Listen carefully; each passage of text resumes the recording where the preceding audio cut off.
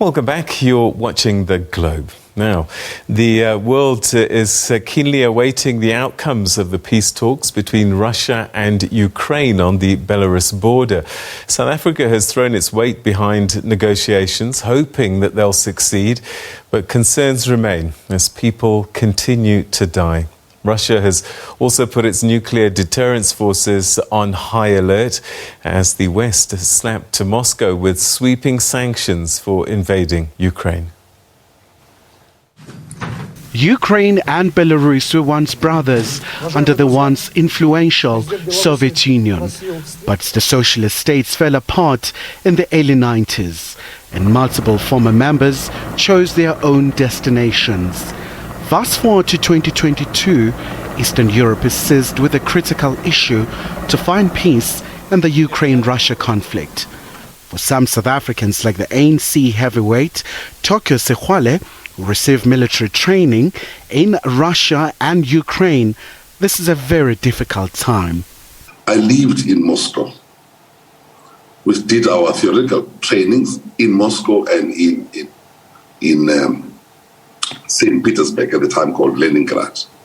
For physical training, tanks, rockets, all those type of things, we lived in the south, in Ukraine.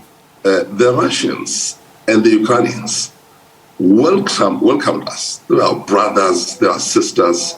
It's so sad today to see them at daggers drawn, or at tanks drawn, or at rockets drawn. Yeah. Somehow this war has got, somebody must pause.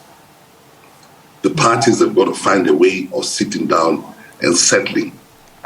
The United Nations Security Council has referred the matter to the UN General Assembly.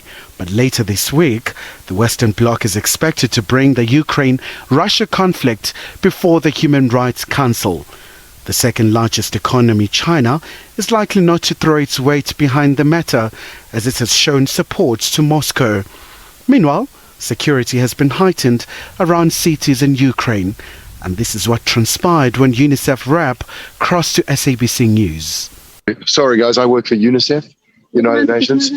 Yeah, of course, he's got my document. So I'm just doing live television. Yeah. No problem. Can I continue? Please, we have to. Of course. Yes, we have to check your documents. Of course. And you can. Guys, I'll just pause here and we'll kick off again in a few minutes. The US remains adamant that the sanctions will put pressure on Moscow. In terms of the sanctions, yes, we are looking for a non-violent way to make a cost to Vladimir Putin for what he's doing.